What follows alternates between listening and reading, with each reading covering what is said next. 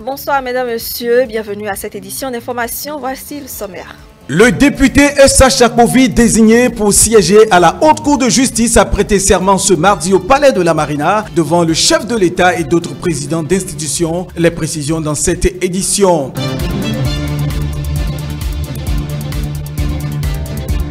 La deuxième phase de l'opération prise en charge des malades mentaux dans la ville de Cotonou et environ a démarré. 20 ont été repêchés et conduits dans les centres de prise en charge.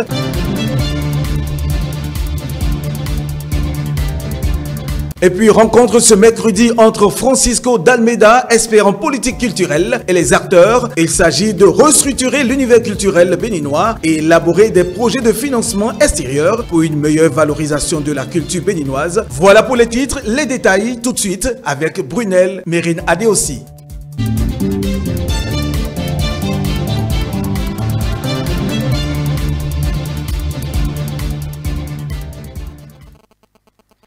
On ouvre ce journal avec les décisions prises en Conseil des ministres ce mercredi. On peut citer entre autres la transmission à l'Assemblée nationale pour examen et vote du projet de loi de finances rectificative pour la gestion de 2020, l'adoption du décret portant attribution, organisation et fonctionnement de l'organe de contrôle des prestataires de services de confiance numérique en République du Bénin, l'adoption également des règles d'organisation et de fonctionnement des hôpitaux publics et aussi la contractualisation pour la fourniture et l'installation de générateurs de dialyse, d'appareils d'hémofiltration et d'unités de traitement d'eau au profit de certains hôpitaux. Vous aurez les détails dans nos prochaines éditions. Désigné depuis quelques semaines pour siéger à la Haute Cour de justice, le député Eustache Akpovi a prêté serment ce mardi, un engagement républicain qu'il a accompli donc devant le chef de l'État et quelques présidents d'institutions. Les détails dans cet élément. C'est cet homme, costume bleu nuit, chemise couleur blanche, cravate de thon, qui est désigné pour désormais siéger à la Haute Cour de justice. Lui, c'est Eustache Akpovi. Je jure et promets de bien et fidèlement remplir mes fonctions, de les exercer en toute impartialité dans le respect de la Constitution, de garder le secret des délibérations et des votes, de ne prendre aucune position publique, de ne donner aucune consultation sur les questions relevant de la compétence de la Haute Cour de justice. Devant donc les présidents des institutions et le chef de l'État, il a résolument prêté serment selon les thèses de la République. Serment qu'il entend respecter dans la légalité, la justice, le secret professionnel. Un engagement républicain qui renvoie ainsi le député dans ses missions. Acte de votre serment et vous renvoyons à l'exercice de vos fonctions. Il faut préciser que cette cérémonie de prestation de serment a eu lieu dans le strict respect des gestes barrières liés à la COVID-19. Et ce même mardi, en application des dispositions de la loi numéro 2012-36 portant création de la Commission béninoise des droits de l'homme en son article 16, alinéa 2, le président de la République, Patrice Talon, a reçu des mains du président de la dite commission, Isidore Clément Capuchichi, le premier rapport annuel sur l'état des droits de l'homme au Bénin. Je vous invite à suivre un extrait de l'intervention du président de la commission, suivi de celui du chef de l'État. Des progrès significatifs réalisés par votre gouvernement pour la jouissance des droits ont été mis en exergue pour vous encourager à poursuivre les efforts en vue du respect, de la protection et de la réalisation, c'est-à-dire la mise en œuvre de ces droits. Et je me permets de les citer. Il s'agit des droits civils et politiques, des droits économiques, sociaux et culturels, des droits catégoriels, et vous avez beaucoup fait pour les femmes, les enfants, les personnes souffrant d'handicap, les personnes âgées et aussi les détenus. Bien entendu aussi, vous avez fait beaucoup d'efforts, Monsieur le Président de la République, avec votre gouvernement, en ce qui concerne le droit au développement et le droit à la paix. Des recommandations ont été faites et pourraient faire l'objet de discussions. Nous le souhaitons vivement.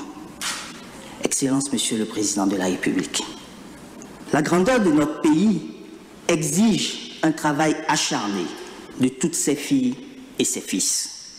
Vous n'avez cessé de le prouver dans toutes vos actions depuis 2016. Merci. Mais c'est l'occasion de rappeler à notre conscience commune que l'idéal de notre choix de la démocratie depuis l'historique conférence nationale de 1990 est bien l'instauration d'un état de droit respectueux de la loi et de la liberté individuelle comme un ressort fondamental du bien-être économique et social de nos concitoyens.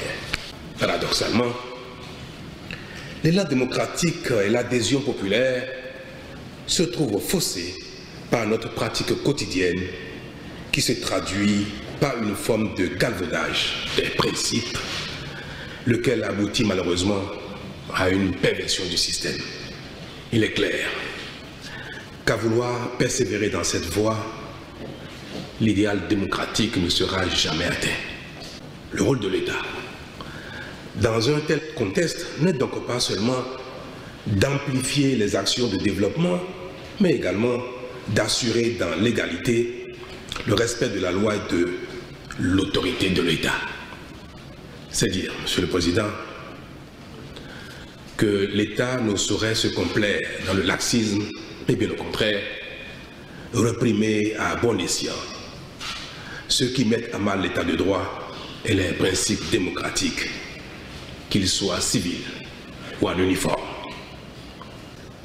C'est ce à quoi je reste déterminé. Il n'y a donc aucune volonté du gouvernement de violer, de contrarier, d'entraver les droits de l'homme, ni de protéger ceux qui les violent. Le gouvernement se penchera donc sur les recommandations pertinentes du rapport ici présent et mettra en œuvre les actions idoines afin de ne pas rendre vains les efforts de la Commission béninoise des droits de l'homme. L'opération de prise en charge des malades mentaux de nos villes est à sa deuxième phase. À cet effet, une équipe composée de forces de l'ordre est descendue dans la ville de Cotonou ce mercredi. Elle était accompagnée des sapeurs-pompiers pour récupérer les malades. C'était donc dans la matinée de ce mercredi. Suivez. Plus aucun malade mental au niveau des carrefours et places publiques de nos villes. C'est l'objectif visé par l'opération conduite par le directeur général du Fonds d'appui à la solidarité nationale, Alphonse Sogadji. Ils sont au total 20 malades mentaux interceptés dans la ville de Cotonou et reçoivent déjà les premiers soins au Centre national hospitalier universitaire de psychiatrie de Cotonou, appelé JACO. Au cours de cette semaine, qui est la semaine mondiale de la santé mentale, il est demandé que chaque acteur de la société, que ce soit les particuliers, que ce soit les employeurs, que ce soit les puissances publiques, puissent faire quelque chose de positif en direction des personnes qui souffrent de la maladie mentale. L'activité a été lancée hier par Madame le ministre. Et ce matin, nous avons fait le tour de la ville de Cotonou.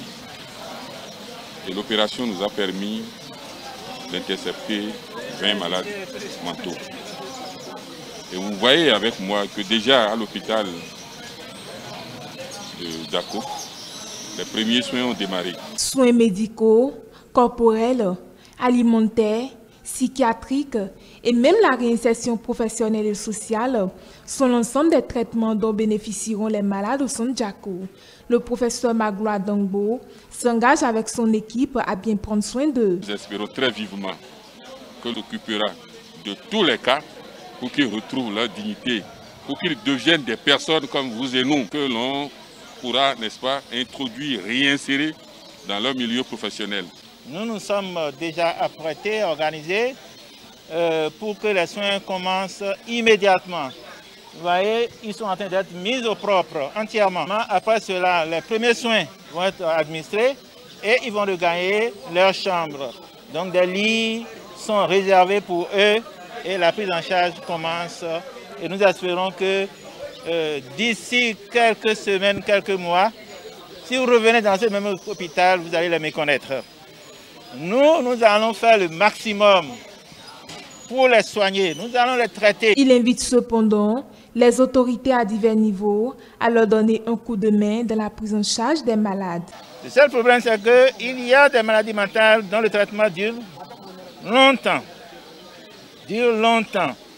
Et pour cela, nous avons besoin de l'aide de nos autorités, toujours.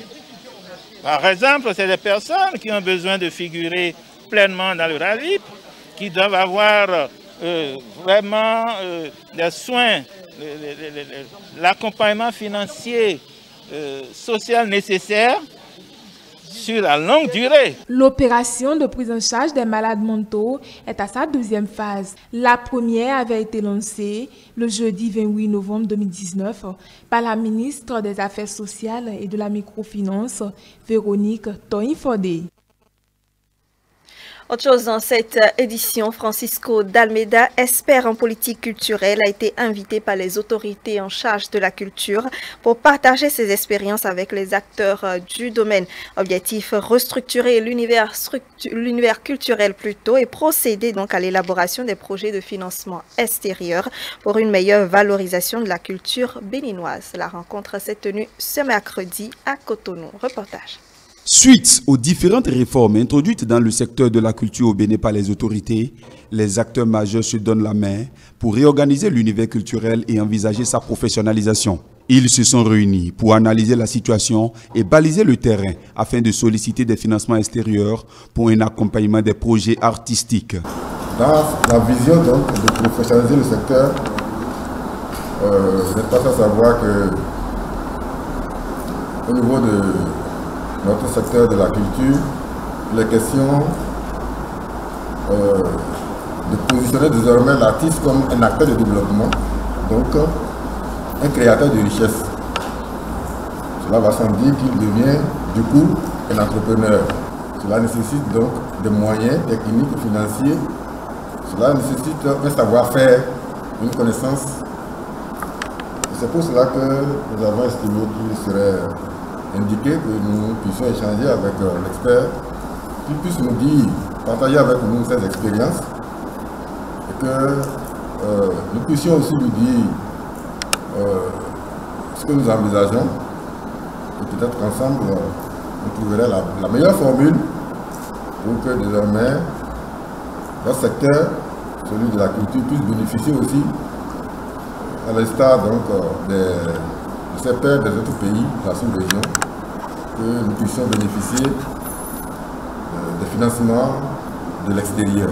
Pour ce faire, le directeur du Fonds des aides de la culture, en collaboration avec ses pairs, font recours à l'expertise internationale, qui d'ailleurs a pour mission de sensibiliser et de renforcer la capacité des acteurs culturels béninois désireux de faire carrière dans le domaine. Aujourd'hui, nous avons jugé utile d'inviter de façon un expert dans la recherche donc de financement du secteur de la culture, pour qu'il puisse venir nous aider à faire notre apparition, nous aussi, béninois, dans la cour des grands. Le secteur artistique et culturel a vraiment besoin de structuration et de plusieurs types d'accompagnement. Dans sa communication, Francisco d'Almeida, expert de l'OIF invité pour la circonstance, se réjouit de l'initiative. Il saisit l'occasion pour exposer aux différents participants les opportunités dont regorge aujourd'hui le monde de la culture. Il se dit prêt à être un bon facilitateur entre le Bénin et les autres pays du monde. C'est un travail d'équipe et je suis heureux qu'aujourd'hui il y ait des acteurs du secteur privé et des acteurs privés, des professionnels, qui est aussi des acteurs publics. C'est comme ça qu'on doit travailler maintenant, surtout après l'adoption du programme des objectifs de développement durable, qui a pour un des principes essentiels est la mise en place de processus multi-acteurs. Le financement, ce n'est qu'un moyen. C'est ce qu'on veut faire avec les financements. Et pour que les financements puissent être trouvés et donnent des résultats, il y a un mot qui n'a pas été beaucoup prononcé, il faut de la structuration. Il faut une stratégie et il faut de la structuration. Sa pleine efficacité, sa pleine mise en valeur doit mobiliser les énergies et l'intelligence de tout le monde, c'est-à-dire des pouvoirs publics, des organisations de la société civile, du monde du secteur de la culture, mais également du secteur privé. L'ambition recherchée à travers cette restructuration du secteur culturel est non seulement d'accompagner la direction du Fonds des aides de la culture, limitée par les ressources financières, mais également accroître la visibilité du Bénin à l'international. Et puis un magazine, pour finir, un magazine qui nous fait entrer dans le monde du football béninois qui a connu une révolution depuis l'arrivée du régime de la rupture. Des réformes opérées pour faire renaître de ses cendres le sport en général et le football en particulier. Des précisions dans ce magazine de Mathieu Bocan.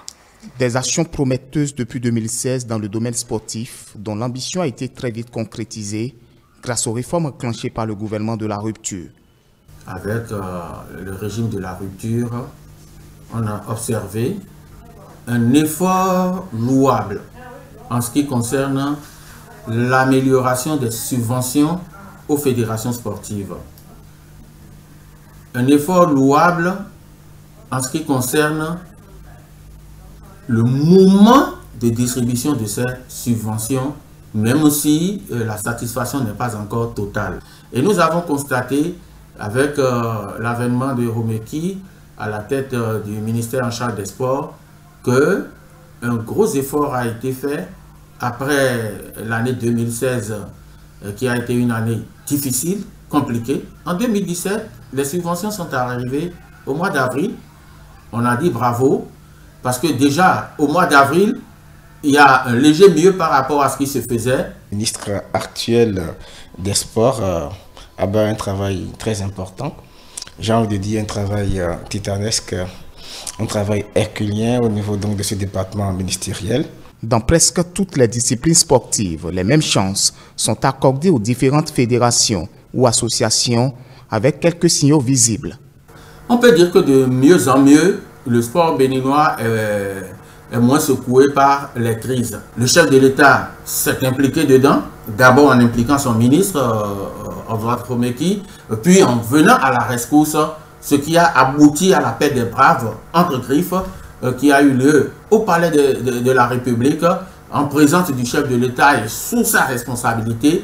Et c'est ça justement qui a fait peur, entre griffes aussi, aux acteurs qui jusque-là se gardent d'allumer encore ou de déterrer encore la rage de guerre. À peine arrivés au pouvoir, les différents acteurs sportifs, notamment du football béninois, ont été par exemple installés sous l'égide du président Patrice Talon, un comité exécutif transitoire de 21 membres pour conduire à la renaissance du football béninois.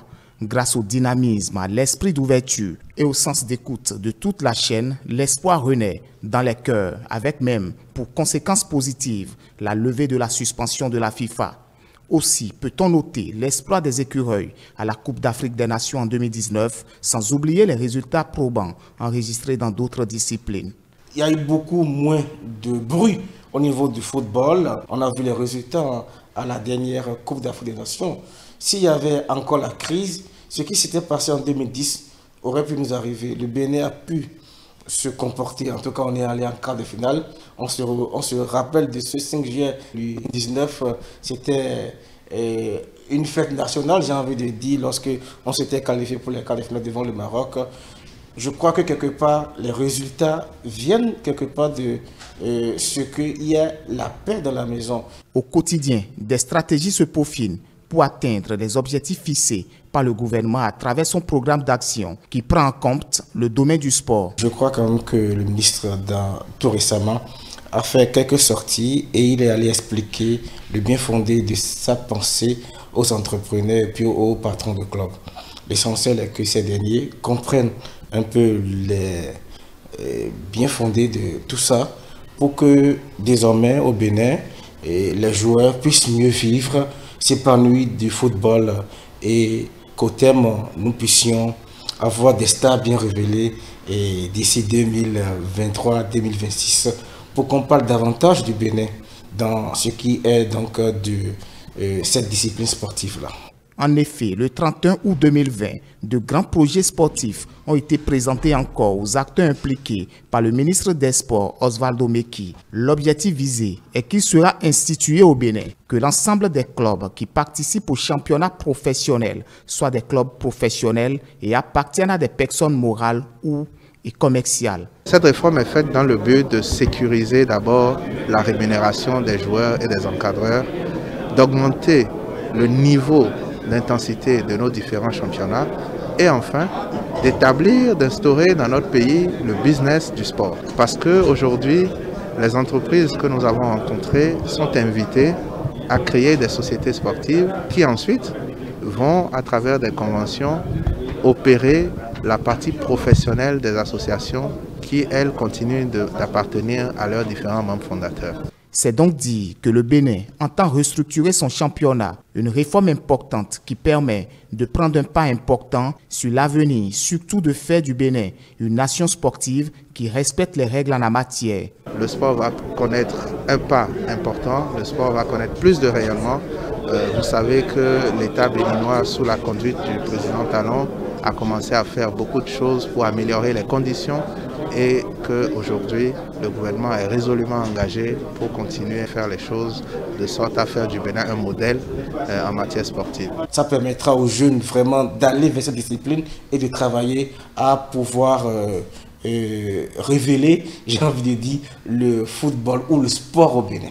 L'ambition du gouvernement est allée au-delà. Il a décidé aussi de procéder aux travaux de construction et de réhabilitation des stades omnisports à travers tout le territoire national. Une vue d'en haut montrant les efforts consentis. Je suis vraiment content de la réalisation des 22 stades par notre président, M. Patrice Talon. Et ces 22 stades vont permettre de développer, permettre à la jeunesse de rentrer dans ce qu'on appelle le football. Je crois que c'est une bonne chose et c'est une bonne initiative qu'il faut saluer d'ailleurs, puisqu'on ne saurait le dire qu'aujourd'hui le football est un facteur de développement, le sport en général est un facteur de développement. Donc j'encourage notre nation à pouvoir vite valider ce programme pour qu'on puisse avoir ces stades pour le bien-être de la population béninoise. 22 stades en moins de 5 ans, un exploit de l'équipe gouvernementale à travers le ministère des Sports. Le Bénin se révèle progressivement dans le domaine sportif, une réalité prouvée sans tapage médiatique. On a vu les présidents passer par ici, mais ils disent les choses seulement, mais ils ne le font pas. Mais notre président, M. Patrice Talon, il a essayé, il a dit et il est en train de le faire.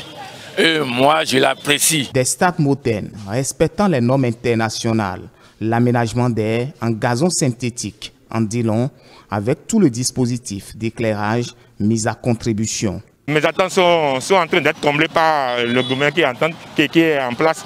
Et je crois qu'il reste encore beaucoup de choses à faire. Je crois que nous sommes sur la bonne marche pour le développement harmonieux de notre chère nation, le Bénin. Je pense que c'est une bonne chose que le président Patrice Talon a initié et qui continue, que Dieu le bénisse. Des stades qui apportent à coup sûr un souffle nouveau au sport béninois. C'est sur ces images que nous refermons cette édition d'information. Merci de nous recevoir chez vous. Retrouvez ce journal ainsi que le reste de nos programmes sur le site internet www.etelebénin.com, la chaîne YouTube, la page Facebook en tapant ETélé Bénin. Juste après moi, retrouvez Jacqueline à l'avant pour la question du jour, suivie des rubriques Covid-19, info d'ici et d'ailleurs, ainsi que la chronique du soir. Bonne soirée en notre compagnie.